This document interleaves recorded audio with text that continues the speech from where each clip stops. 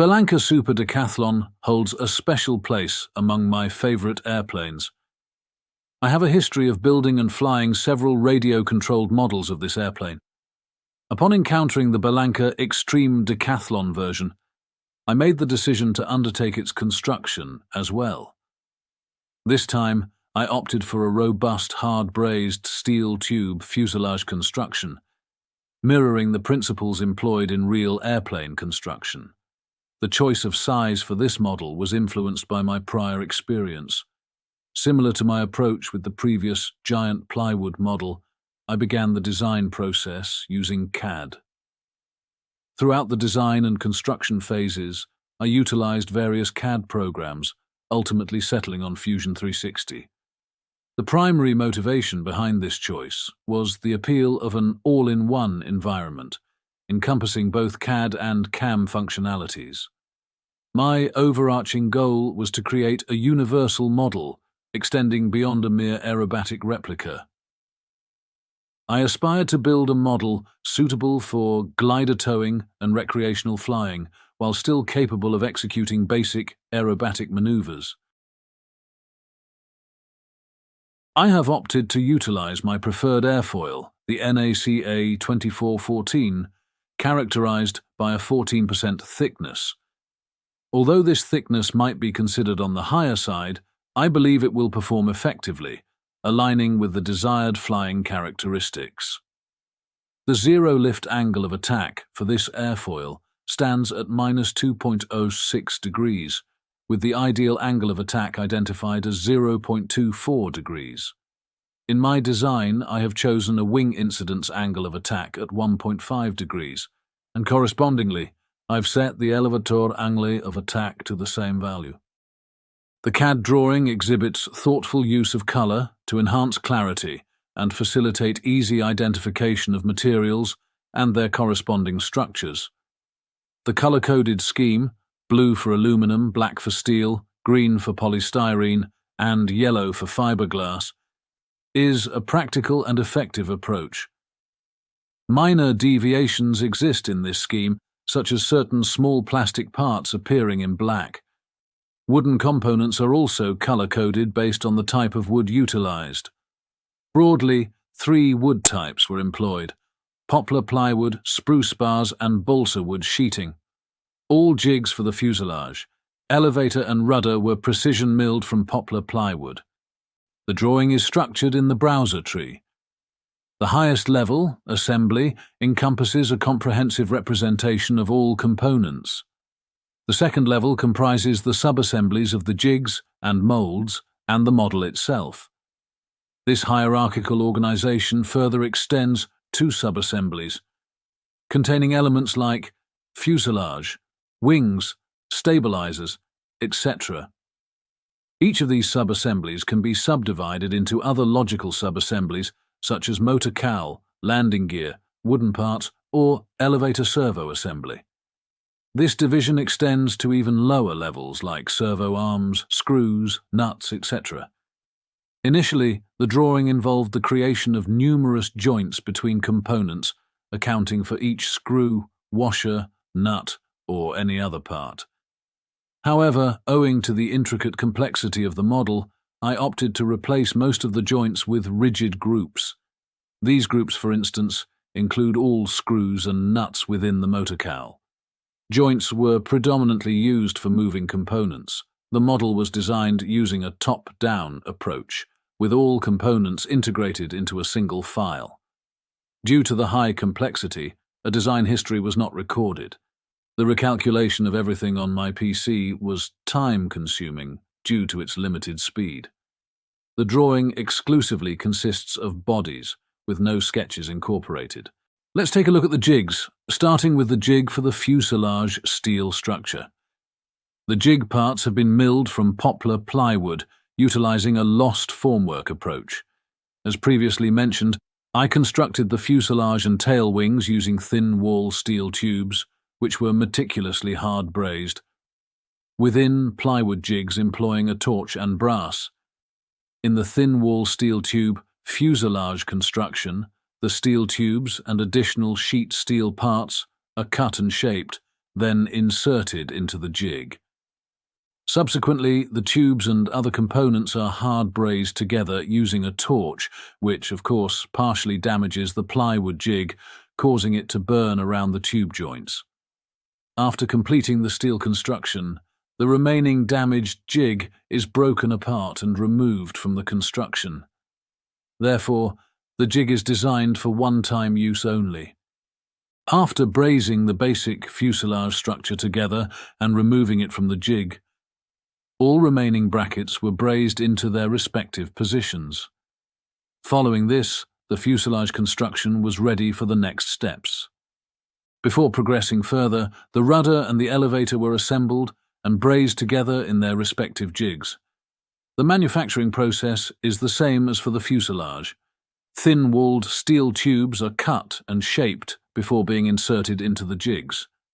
Subsequently, they are brazed with brass using a torch, and the resulting structures are removed from the jigs. After removing the rudder and elevator from their jigs, the hinges were brazed to the construction. Subsequently, the tail wing strut brackets were installed on the fuselage, rudder, and elevator. Turnbuckles were utilized on all 4 wires. However, these were not illustrated in the drawing. Additionally, the drawing incorporates both chairs for the pilots, which can be installed to enhance the scale impression. I incorporated the steering assembly to move in accordance with the control surfaces. While the drawing does not feature the small servos responsible for controlling the assembly, it is easy to include 2 of them. One servo can be placed on the fuselage mainboard for the ailerons, and the second one can be positioned on the joining tube for the elevator. The fuel tank was crafted from a maple syrup canister. The firewall was constructed using thin sheet aluminum, with the flange formed by knocking out the sheet metal around a wooden shape. Though the result wasn't perfect, it was deemed satisfactory for use. To secure the rear wheel assembly in place, 2 nuts were hard brazed to the fuselage.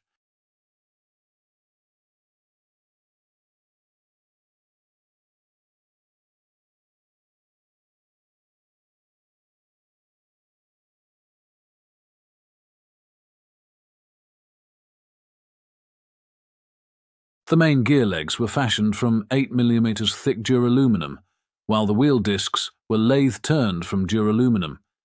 Each wheel comprised 2 halves of the disc fastened together by 6 screws. The wheel tire measured 50 to 200 mm and featured 2 ball bearings. Fiberglass was used to mold the pants on a positive mold. The landing gear legs are affixed to the fuselage by 3 screws each, with the nuts hard brazed to the fuselage construction. Following that, it was time to create and install the plywood formers, main boards, stringers, and other plywood components onto the steel construction. These plywood parts are securely fastened in place using screws and nuts.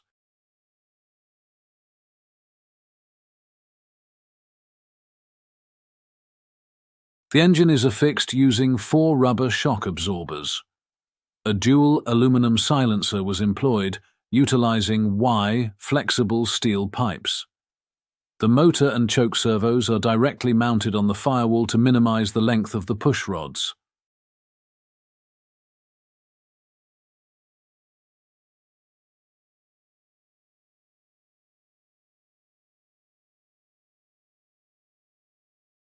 The spinner is crafted from fiberglass with an aluminum backplate.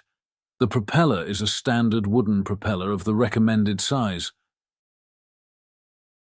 A cabin cover holder, constructed from fiberglass, is securely attached to the firewall using screws and nuts. It was milled from several pieces to reduce the amount of material needed. The motor cowl, excluding the front section crafted from fiberglass, was fashioned from sheet aluminum. The motor cowl comprises several sheet duraluminum parts. The largest piece is the cabin cover, which is screwed to the firewall on one end and to the cabin cover holders on the other end, on both left and right sides. Additionally, 2 fixed parts are screwed to the cabin cover on the rear end and to the motor fiberglass front cover on the front end. These are the bottom right cover and bottom left cover. The exhaust pipes emanating from the muffler are concealed behind a part named bottom mid cover. The inside of the fuselage behind the muffler exhaust pipes is covered by a bottom cowl cover. This prevents exhaust smoke and residual oil from entering the inside of the fuselage. All these parts are securely fixed in place by screws and nuts. The last fixed part is the upper mid cover, which is again affixed to the cabin cover holder and to the motor fiberglass front cover. There are two sheet steel stripes, named cabin bracket 1 and 2, mounted on the bottom left and bottom right covers. These serve as end stops for the openable upper left and right covers. Nuts are soldered on these two stripes and are used to secure the openable upper left and right covers in a closed position via 3 screws each. The openable covers rotate with the help of piano hinges. All the motor cowl duraluminum parts were sketched using splines. I did not find a way to flatten, unfold, the motor cowl parts in Fusion 360. Therefore, I flattened them using other CAD software. The flattened parts can be found in the jig subassembly. The flattened parts lack holes for screws, and the bottom mid-cover is missing the flanges. These can be easily added manually, making the holes actually easier during the build when mounting the motor cowl parts together. The joint animations occasionally exhibit significant delays, and it appears to be linked to the performance of my computer. Nevertheless, the primary objective was to develop a model plan. The animations serve as a kind of additional bonus for me. Another part that enhances the model's appearance is the fully equipped dashboard. The dashboard is crafted from sheet duraluminum, and the apparatus was created using a 3D printer.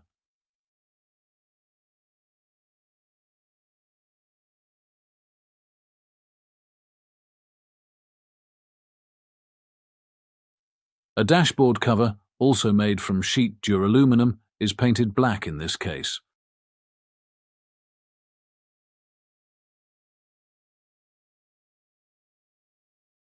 The windshield was fashioned from a transparent sheet plastic named Axpet. The windshield sealing was laminated directly onto the windshield and cabin cover using fiberglass. It was separated by a layer of adhesive tape. After hardening, the sealing was removed and cut to its final shape.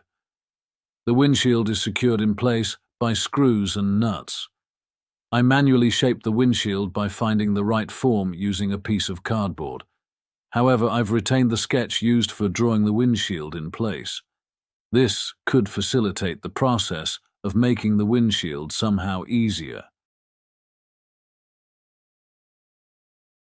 The door is also openable, providing easier access to the servo assemblies located in the fuselage.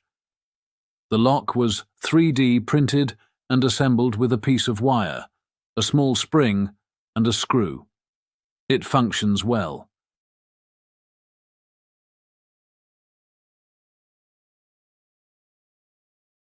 The door hinge was crafted in a manner similar to that of a real airplane.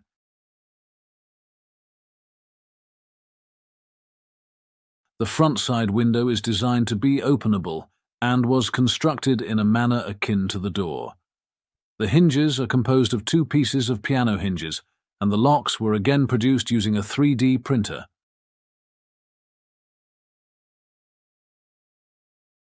To facilitate easy access to the inside of the fuselage from various directions, I made the top cover openable as well.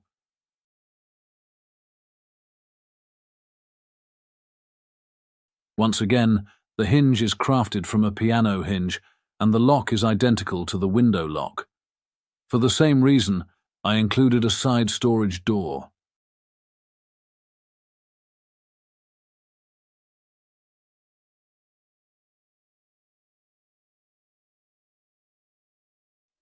This door simplifies access to the double elevator lever and the pull wires.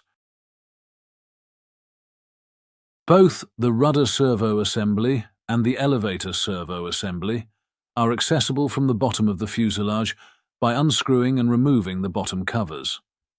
This feature is practical for managing wire harnesses as the elevator and rudder servo assemblies can be removed from the fuselage as a whole by unscrewing several screws.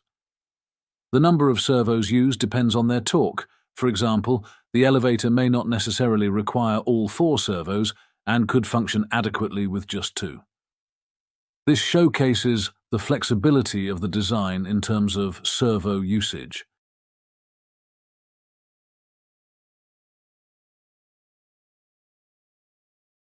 As already shown earlier, an access to the motor and its control is provided through 2 openable cowl covers, fixed in position by 3 screws each when closed. Both covers revolve around piano hinges. The CAD plan encompasses a drawing of the engine in use. However, this is essentially a mock-up devoid of internal details, including missing spark plugs and valves. Its purpose is solely for dimensional reference.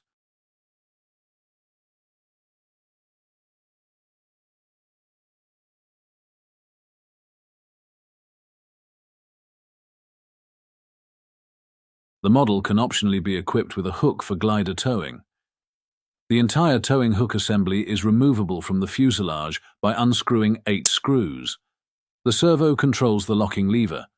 Once unlocked, the towing hook gets released, allowing the towing rope to be inserted, and then the locking lever secures the towing hook again.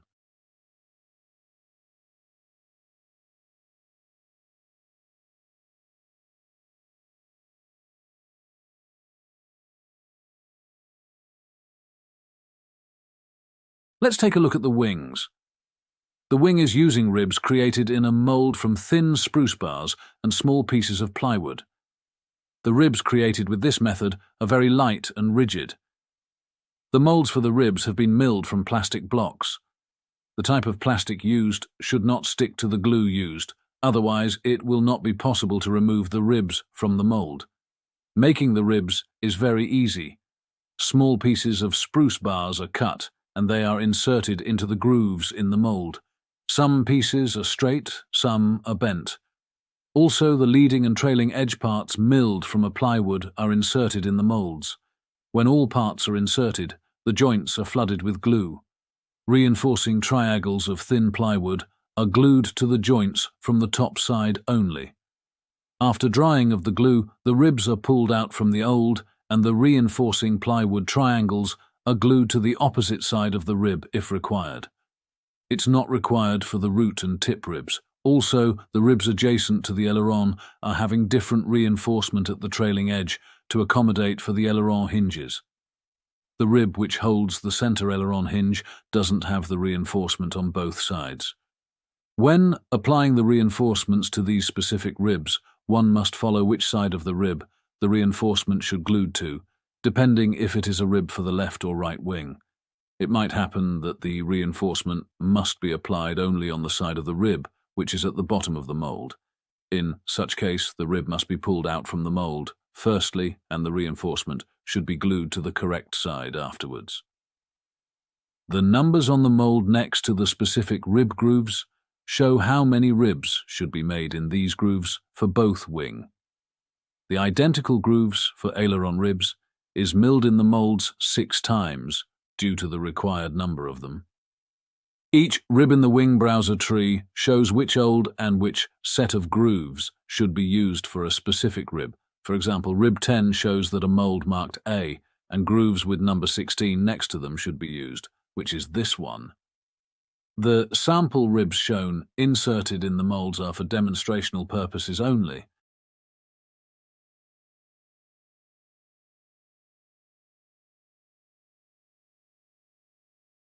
All the ribs are strung on the front and rear wing spars, which are pre-glued together on a flat, straight surface. The ribs are held in place using 4 pieces of plywood inserted from both sides of the rib into the holes in the front and rear spar webs. These small pieces are removed after the ribs are glued in place. Both the front and rear spar webs are made symmetrical, ensuring that they cannot be assembled incorrectly in the wing, though some holes may remain unused.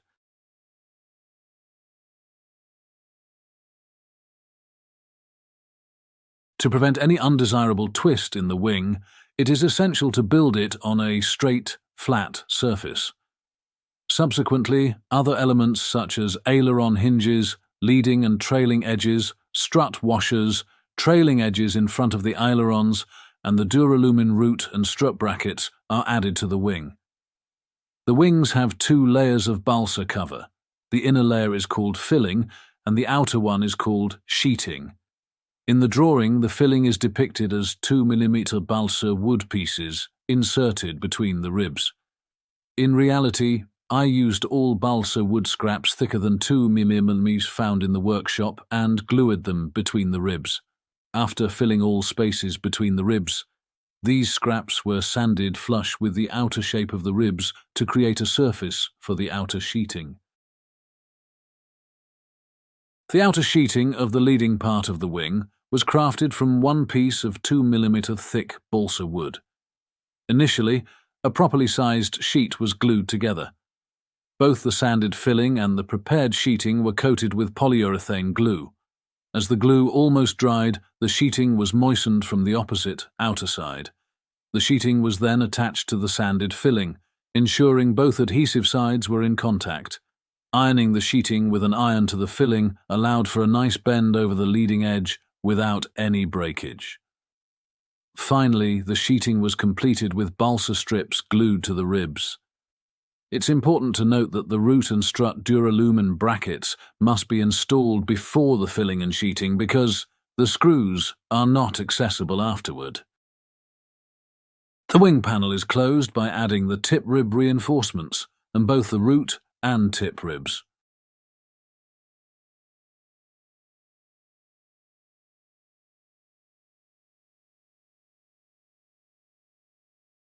The ailerons are constructed similarly to the wings. It is crucial to ensure that the ribs with aileron hinges and control arms are positioned correctly. 2 pieces of plastic tubes are used to secure the hinge wire in place.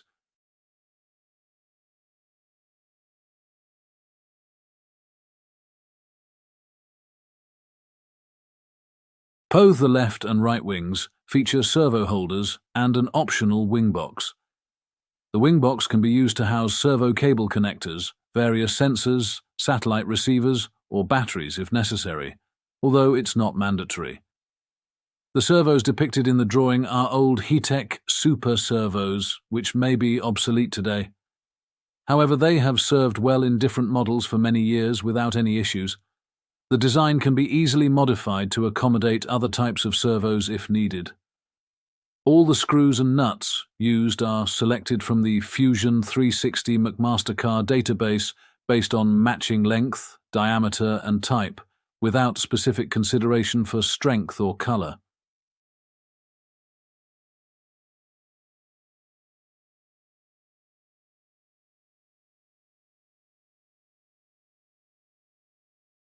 The wing struts are crafted from duraluminum tubes, which are inserted into a fiberglass elliptical sleeve filled with a polystyrene core cut using a hot wire technique.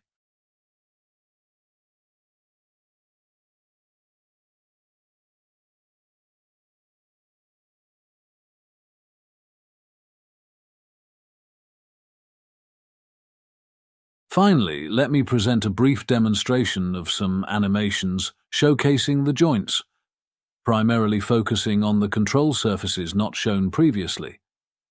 Some of these joints posed a challenge for me, and it required a significant amount of time to ensure they function correctly. I hope you will enjoy the animations as much as I did.